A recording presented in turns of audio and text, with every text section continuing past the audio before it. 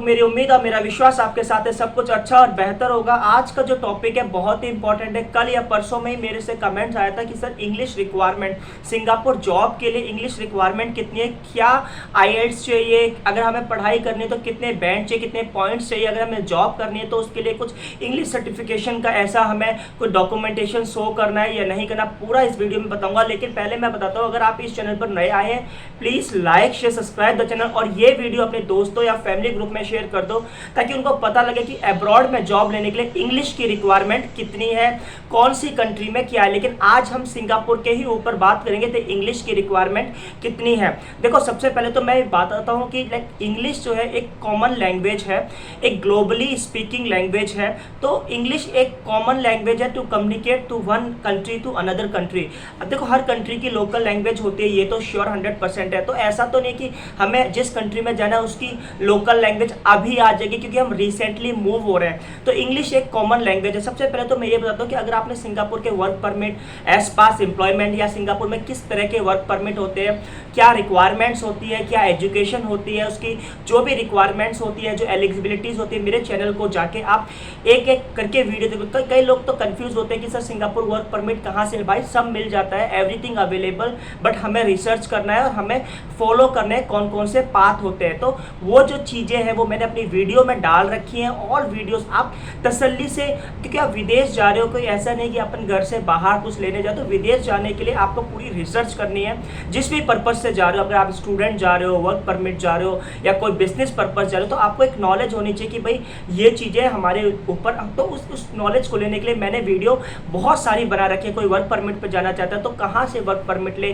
क्या एलिजिबिलिटीज़ है, सारी वीडियोस हैं। आप एक एक तसल्ली से जाके वीडियो को पूरा देखा करो ताकि समझ में सब आ जाए। कि छोटी इन्फॉर्मेशन लेके फिर आप कमेंट्स कर सर ऐसे, उससे बढ़िया पहले आप एक बार वॉच कर लो, अंडरस्टैंड कर लो आपका पर्पस क्या है। स्टडी पर्पस है, स्टडी के ऊपर जो वीडियो बना रखी है वो देखो। वर्क परमिट है, वर्क परमिट के ऊपर जाके वीडियो देखो। बिजनेस है तो बिजनेस के ऊपर आप वीडियो देखो। इस तरह से आप पूरी नॉलेज इकट्ठी करके जब आप अगला स्टेप लोगे तो आपको सक्सेसफुल जरूर मिलेगी। लेकिन आज हम बात करते हैं इंग्लिश की सिंगापुर के ऊपर। देखो सिंगापुर में जो इंग्लिश अडॉप्ट करी गई थी एक कॉमन बिजनेस के लिए 1987 में, क्योंकि देखो इंग्लिश एक ऐसा, क्योंकि सिंगापुर विदाउट रिसोर्सफुल कंट्री है, आपको पता ही है। तो यहाँ पर बिजनेस जो होता है वो नॉन स्पीकिंग इंग्लिश कंट्री से और इंग्लिश स्पीकिंग कंट्री से, मोस्टली यूरोपियन, यूएस और ऑस्ट्रेलिया, न्यूजीलैंड, इन सभी कंट्रीज से होता है। तो वहाँ पर जो इंग्लिश है बहुत कॉमन है। तो 1987 में सिंगापुर ने अडॉप्ट कर ली थी। अब इंग्लिश वर्क परमिट के लिए कितनी जरूरी है या स्टडी के लिए कितनी जरूरी है वो भी मैं बात करूँ। देखो इंग्लिश में आपको इतना समझ में आना चाहिए कि आदमी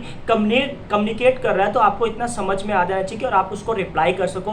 प्लस जो आपके डॉक्यूमेंटेशन है वो इंग्लिश में, तो आपको समझ आना चाहिए। तो इतनी इंग्लिश ऐसा नहीं कि अगर हम आईएलटीएस के कैटेगरी से देखें, उसके नज़रिए से देखें तो 10 में से 10 की कोई जरूरत नहीं है। अगर आपके एक बार आईएलटीएस दे दो यार, इसमें आईएलटीएस देने से आपको एक कॉन्फिडेंस भी मिलेगा। अगर 10 में से 4, 4.5 बैंड भी आते हैं और 5 आते हैं तो आप सिंगापुर के लिए ऑलमोस्ट एलिजिबल हो। बट मैं बताता हूँ सिंगापुर में एडमिशन लेने के लिए आईएलटीएस की रिक्वायरमेंट नहीं है। कुछ इंस्टीट्यूट्स में उनके अपने टेस्ट होते हैं। तो एक बार अपनी एलिजिबिलिटी टेस्ट करने के लिए आप खुद आईएलटीएस इंडिया से हो तो एक बार दे लो। 10 में से 4.5, 5 आते हैं तो you are comfortable for study in Singapore. समझ में आ गया।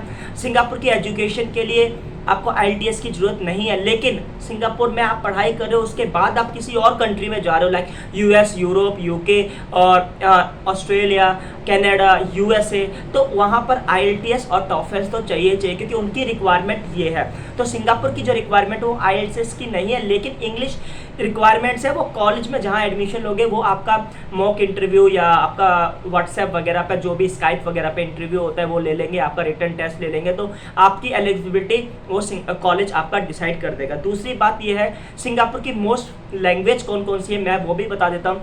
मैंड्रिन बोली जाती है, मलय बोली जाती है, तमिल बोली जाती है और एक इंग्लिश बोली जाती है। तो देखो ऐसा आपको मलय आती नहीं है, मैंड्रिन आती नहीं है, तमिल यहाँ की लोकल लैंग्वेज भी ऑफिशियल है, वो तमिलनाडु वाले बोलते हैं। तो चौथी लैंग्वेज अपनी इंग्लिश ही बनती है। तो अपने को इंग्लिश थोड़ी बहुत पर कमांड होनी जरूरी है।